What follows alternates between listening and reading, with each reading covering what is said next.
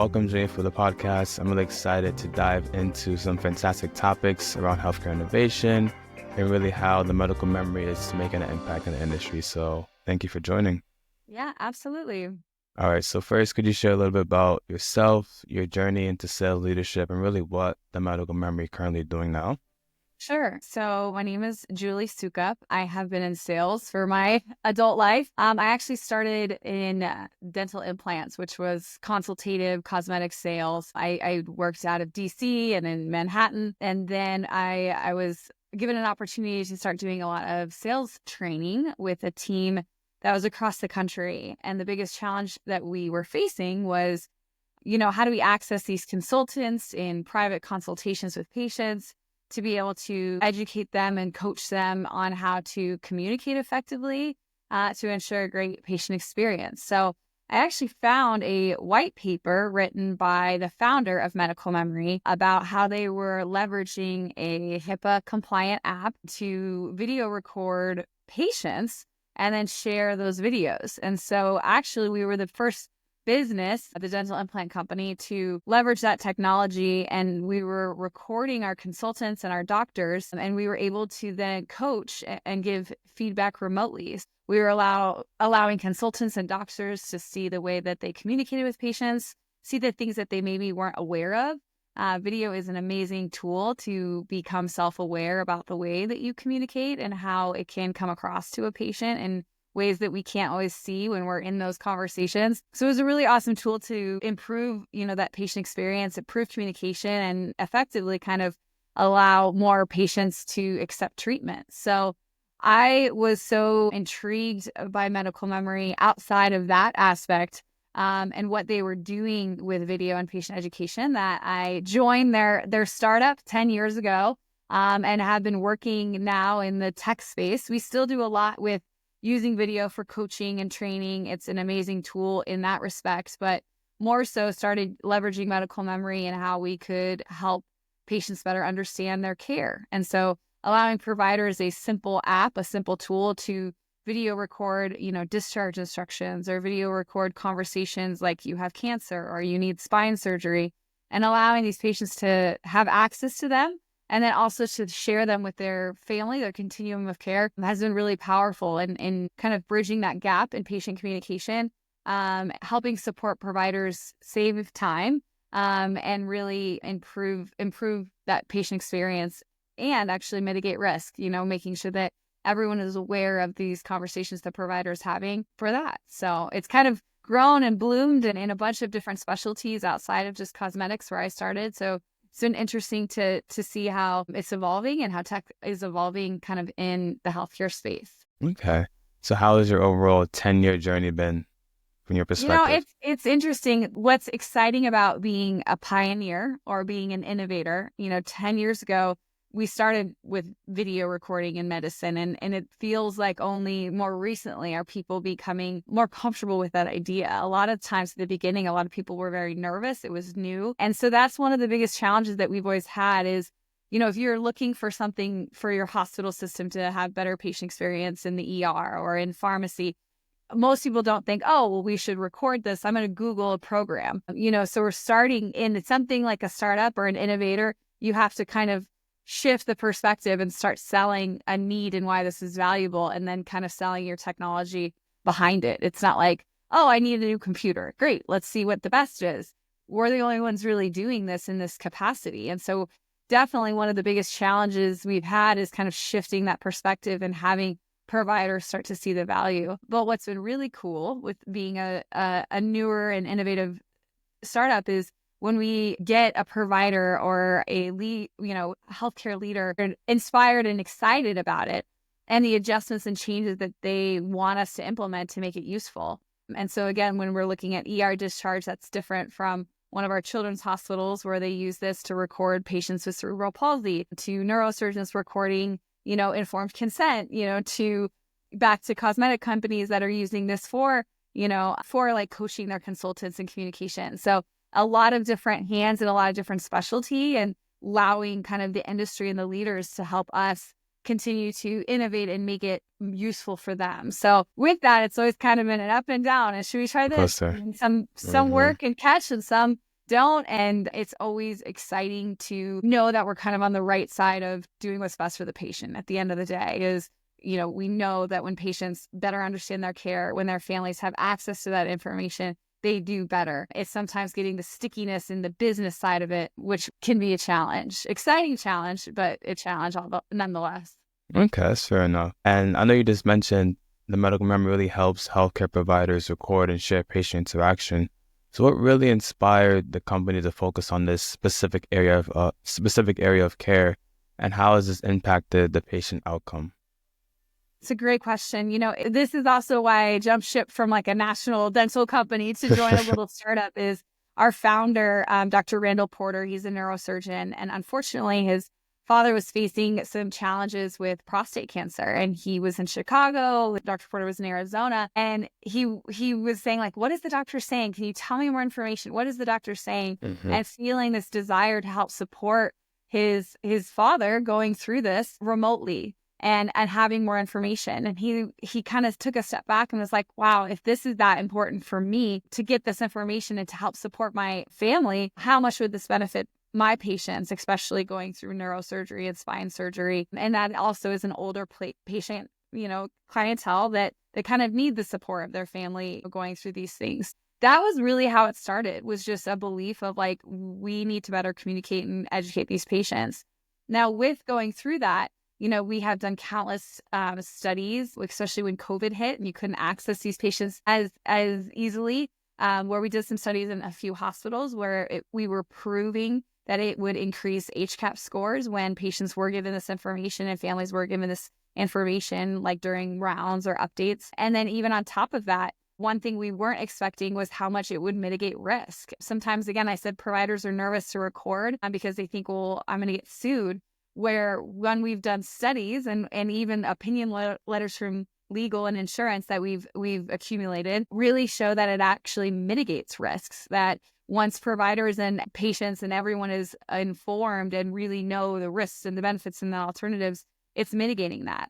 When you're thinking, okay, well, that helps a provider, yes, but what that also means is the patient understands, they feel a better experience, not just with the scores, but they're knowing, okay, I have all this information. I know what I'm walking into. And oftentimes when people do sue or fight, it's because they didn't understand. And so the fact that this is mitigating risk and we're proving that providers are less likely to have legal challenges when medical memory, whether recording or sending videos, a lot of them don't record, a lot of them create videos and send them, that it supports that. So absolutely bridging that healthcare gap and patient experience and studies are those things that kind of we've proven. But, it's interesting. My father has gone through 3 spine surgeries, and Wow. in the last 3 years, it became real. Like, this isn't just an app I'm working for. Like, me and my brothers are needing this to better support him being able to walk again and better, and support, no, that's not what the doctor said. This is what he's saying, and being a part of that. And once you really feel that personally, it expands that so much more to be like, I know, we know that when patients are better communicated with and have all of the information, that they do better. And so proving that across the board with, survey scores, HCAP scores, experience reviews, anything along those lines helps support that. Okay. So how is he doing? He's doing a lot better now, your father. He's working on it, but definitely there's been a countless times that I'm like, I watched your video and you're supposed to be doing physical therapy 3 times a week. You're not supposed to be doing this. So you're like on top of him. Exactly. And I can't even imagine, especially like ER discharge and those patients that receive that, or, cancer and facing that for the first time and having that support of your family, being able to, okay, I don't need to talk to the doctor. I don't need to call the doctor and call the doctor and call the doctor. We all have the same video with the same information. And that also has provided a few studies that we've done where the doctors are saying, I'm saving time in the clinic. I'm saving time with answering phones because we know that these resources are available. The patients can access them before they come in. Their questions are better. They're maximizing our time. And we know, they have everything that they need to either make a decision about surgery or to better kind of handle post-operative information, discharge instructions, all of that. Okay.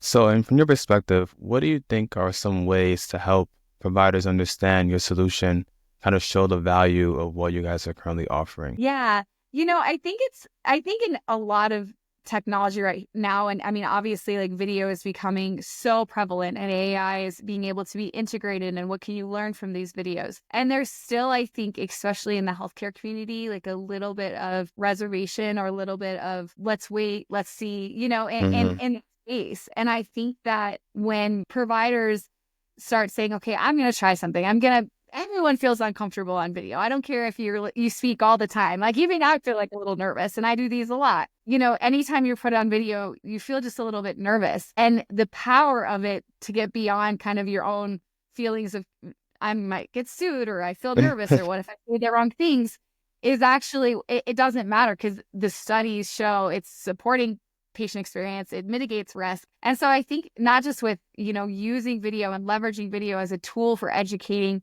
but also in a lot of these healthcare apps that are innovative, it's like, try it out. And I think that that's for a lot of our providers. We'll start a pilot. They won't record. And then finally they do. And they're like, it was not as bad as I thought. Mm-hmm. It was actually a lot easier than I thought. And now I have this record and they have this record and I have less calls. And so I think it's just kind of taking that leap and saying, I want to try something different. I want to integrate video into my practice. I do see the benefit. This is the way that technology and healthcare are going, and to hop on board because the benefits outweigh like that nervousness or that concern tenfold as far as, again, mitigating risk, saving time, and improving patient experience. So it's like that baby steps, and eventually they see the value of it, long term. Yeah. And it's interesting too, because, it's in healthcare too. Some are big into innovation. They want to try all of the startup parts and they're partners with some that are maybe more conservative. And so a lot of times it's like lean on each other. You got their experience. The youth has the tech experience. How can you kind of integrate both aspects to just provide good care? And that's where it kind of always goes back to me. And more recently, I'm like, it's all fun and games until your dad is the one in the hospital. Until you're thinking, what would my mother want? What would my father want? How do I see that? And I think, of course, we have to look at patients as they're doing their job and kind of keeping that distance in order to do it effectively.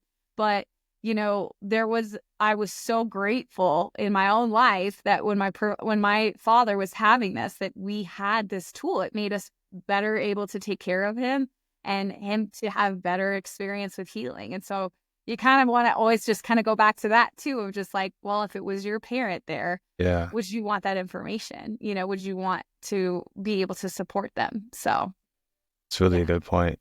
Mm. So from the tech side of things, from your perspective, how does improving doctor-patient communication directly enhance care outcomes to help reduce risks within the industry?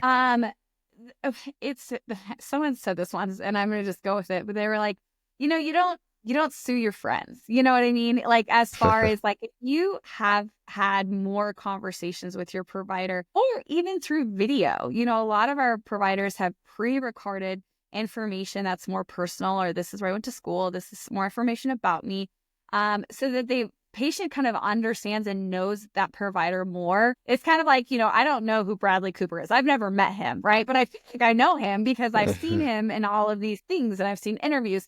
A similar kind of thing happens when you're seeing kind of videos of your provider, talking about your post-op instructions and information about your surgery and information about these things. They do feel more connected to you. They do feel like they know you. They feel safer. And all of those things are improving that conversation and that mindset of their patient. And so I think that, with having kind of that connection, whether it doesn't necessarily mean you need to sit and talk to your patient for 45 minutes. Again, a lot of these patients are like, I feel like I've known you even though we just met because I've watched 3 of your videos. I think it does make patients feel like more familiar, more friendly. They're trying their best to communicate with me. My guard is down. They're doing the best they can. I'm well informed of my risks, even though it was via video. They have all of that information even before they go in. And I think that when people get scared and they don't know things, that's when our, fight, flight, or freeze, that's when they're going to fight. That's when they're going to get upset, is oftentimes based on when they just don't understand or they don't feel connected to their provider. And so that's where video is so powerful to not only improve that experience, but make that guard down, make me less, concerned, less like, well, I'm going to, it changes that risk. And that's what we've seen even in those studies with, how it does mitigate malpractice and that how it is improving, that patient experience. And for a lot of providers, even if they don't want to record, creating like 4 or 5 videos that they could send to multiple patients or about this specific surgery or post-op instructions on 2 different things. You can create them in the comfort of your home and shoot them and make sure the patient has access to them. You can track that they had access to them. And you don't have to feel that nervousness of recording and saying something weird or talking too fast like I do. They still have that information personalized from you. And that's different than I'm going to go on WebMD and Google this surgery and learn all the bad things. This is this provider talking. And so for a lot of our providers that even are more nervous, if they kind of create that little library of videos that can be sent specifically to different patients, it's incredibly powerful for them to feel more connected to you, feel less fear, feel less flight, and kind of take an exhale as well as their families around it, all feeling like, oh, I know him, even though I've never met him. Yeah. In your role, VP of Sales, what's day-to-day like for you? How are you currently spending your days? Like today is maybe it's after the holiday, my schedule was turned off, but like a lot of times it's just demos, a lot of like showing people what we're doing. There's a big piece, as I said before, is a lot of people aren't searching, oh, I want a video recording tool. And so a lot of it is shifting the perspective of why video is effective, how it can be utilized, and then saying, and then this tool is one that's available. So a lot of times we're doing demo and reaching out to people to just kind of get them to start even thinking about that idea, like poking, like this is possible. And so for a lot of them after those demos, they're like, I never really thought about it that way. I never really, that would be helpful. That would be useful. With that, we also look at, we record a lot of podcasts with patient experience experts to say, there's a lot of different ways that the industry is trying to streamline, these tools and improve patient experience and taking that burden off the providers. I mean, that's another thing is providers are busy. And that's where when we were looking at, we're like, just do what you're doing already, just record it. Don't have now 10 different tools, don't have now 5 different apps, just do what you're already doing and recording it.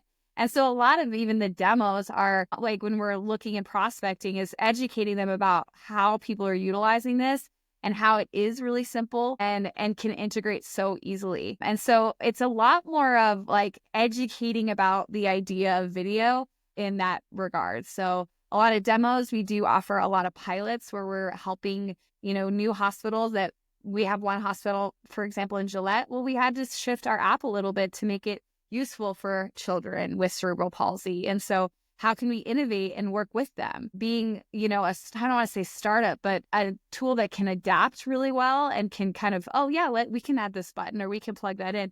That's not very common as much anymore. So being able to work with them or work with, a different group as far as like customizing these pieces so that it's useful for the patients. Because even once you say, and someone's like, yeah, this is great, I want to try it. Well, how do we help you like really implement it to your practice? So we kind of wear a lot of hats, but definitely I would say educating about this aspect and making kind of people thinking different is the forefront of it. And the more we can get in front of people, whether through podcasts or through trying to schedule demos where I say, just give me 15 minutes. Let me just show you what it is, because it's different. It's not something that's top of mind. We're trying to shift a perspective kind of before we can even get somebody interested in utilizing it. So, okay.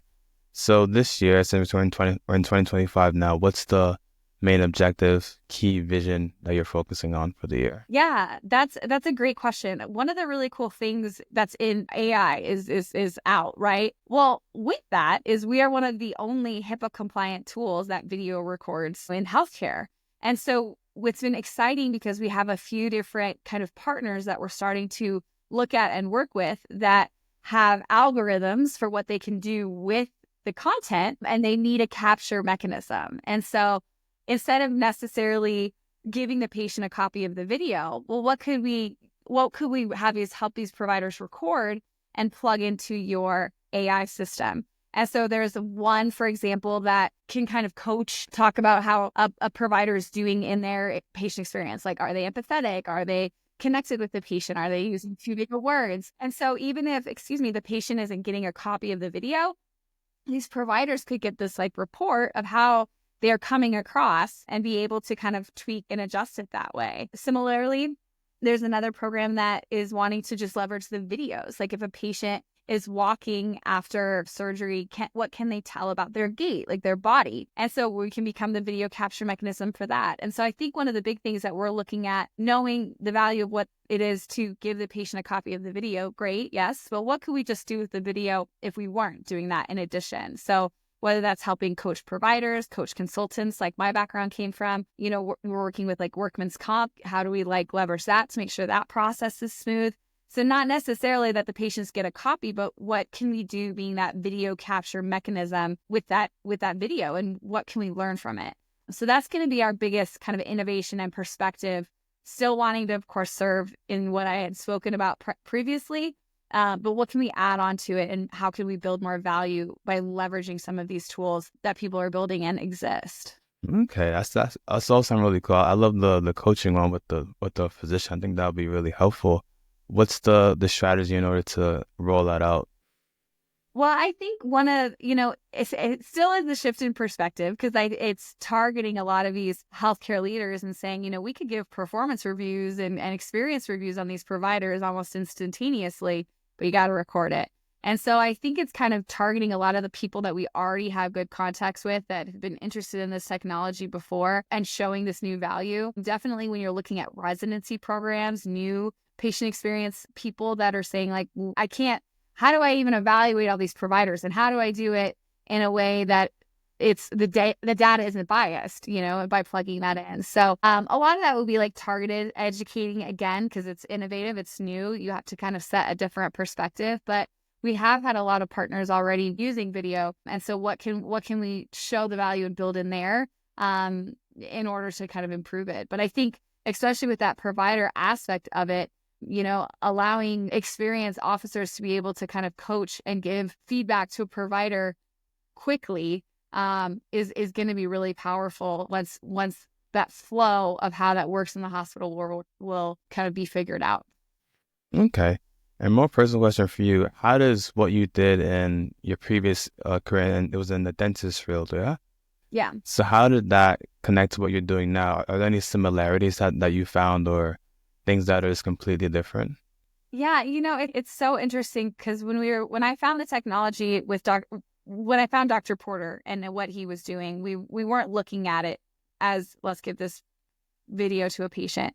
We were looking at it as, how could we help consultants and doctors in cosmetic sales, which is an elective choice, right? Like dental, sometimes it's not really, but like dental implants, hair restoration, cosmetic surgery, this is if their patients are choosing to do it. And so the patient experience is really like much more powerful, because you're either having this patient choose to do surgery with you or you're not. And I think that there's so much value to that, because when you go into, an ER doctor or, a neurosurgeon, they're so experts in their specific field. A lot of these patients have to do these surgeries no matter what, but there is so much value that the cosmetic kind of industry has learned about improving patient experience and making the patient feel comfortable and making them open up, that can be integrated as it relates to general MTs. And so I think one of the coolest things, especially with the previous like integration or those that are looking at this and getting more comfortable with video, is, you should be kind of considering every patient as like an elective cash business, even though it's not, that a lot of them you have to get your appendix out, you have to give your appendix out. But the ideas and the strategies and the empathy that can be taught in the cosmetic space is so easily translatable if anyone's wanting to become more aware of it. And so I think that's kind of the biggest thing that has been really cool, is how do you take what we've learned about when I was training consultants about giving great experience, to make that scale into nurses or neurosurgeons, as far as like, what have we learned in that cash business that makes it easy to translate? And so I think that's been kind of the coolest thing, is the tools being used for coaching consultants, yet also for patient experience. But when you can start really merging the two and creating that value more in the medical field, I think there's tremendous value with, again, being more self-aware, getting this AI printout of how you're connecting and these algorithms that will connect with it. So it's going to be a cool time. And definitely, as people again are getting more aware of video and the power of it, to get people more comfortable kind of giving experience and giving better information. closing question here. What personally inspired you to stay in the field, get involved within the field, and what do you consider your greatest achievement so far? I think that's a good question. It's this year, especially the past couple of years, have been exciting and moving forward because it is finally kind of integrating that coaching aspect, which was, I would say, was my strength years ago. And so being able to start getting back into that and what can we learn and what can we do with these videos is incredibly powerful.